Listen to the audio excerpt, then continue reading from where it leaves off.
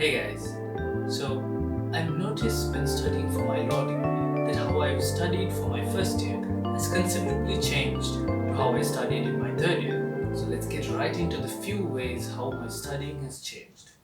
Firstly, remembering. As you know, when you study for your law degree, that case law is really important, and a big part of that is remembering these cases. So, how I studied in my first year was mainly based on rewriting case names and making case lists with lists of the cases with a minor description of them, perhaps accompanied by an image or a sketch to help me remember what the case was about. But it was time consuming and not that efficient overall. Moving on to my third year, I started to use Anki, the app that uses active recall to help you remember well. In the form of flashcards, Anki allows you to make a prompt to yourself in the form of a front-end flashcard to recall using your memory what the case is about. And then when you remind yourself what the case is about, you can then move on to check the back-end flashcard.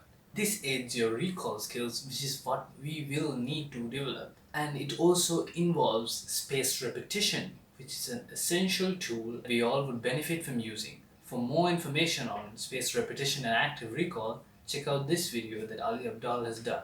The benefits of using Anki are that you can access it on both your laptop and your phone, which makes for easy reviewing and adding flashcards.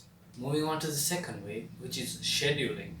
In my first year, I used to depend upon a timetable where I scheduled the things that I wanted to get done during the day, as well as things that I needed to catch up on. The issue with the timetable was that I could spend too much time planning it and not actually getting work done. A timetable also requires you to keep in your mind the things that you have to get done, and this can turn out to be inefficient.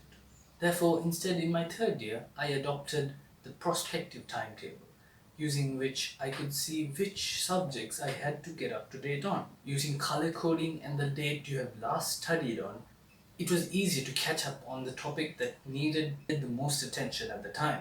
You can check this video linked up above to learn more about it. Moving on to process number 3, which is studying.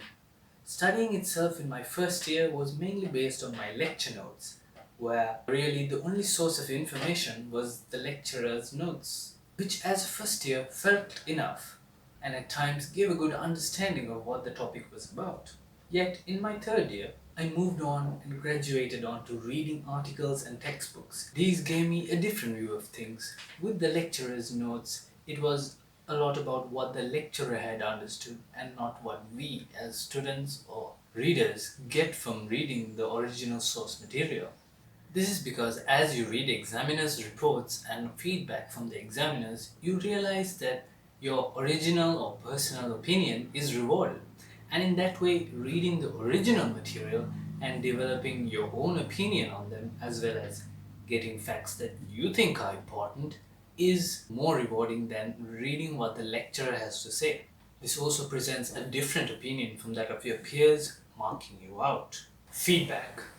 In my first year, I really only had time for feedback from my teachers, and at the time it felt like I was making progress because I really was learning from what the teacher had to say. Yet in my third year, I realized that getting feedback from my teachers was perhaps not the best way to go about it, because teachers, saddled with their own work and marking everyone else's papers, would be rather slow to give you their feedback, and it's also hard for them to understand what the student is thinking at the time. So instead, getting your answers peer reviewed or sharing your answers with your friends and perhaps offering to mark theirs is the best way to go about it. At least that's what worked for me, who ideally have to be a motivated group on the same level as you, are able to offer more quality feedback that really you can understand and immediately improve upon. But make sure it's a group that you're on the same level as, otherwise you wouldn't want your friend or yourself to be carrying too much of the burden. Moving on to the last and fifth point, which is area of study.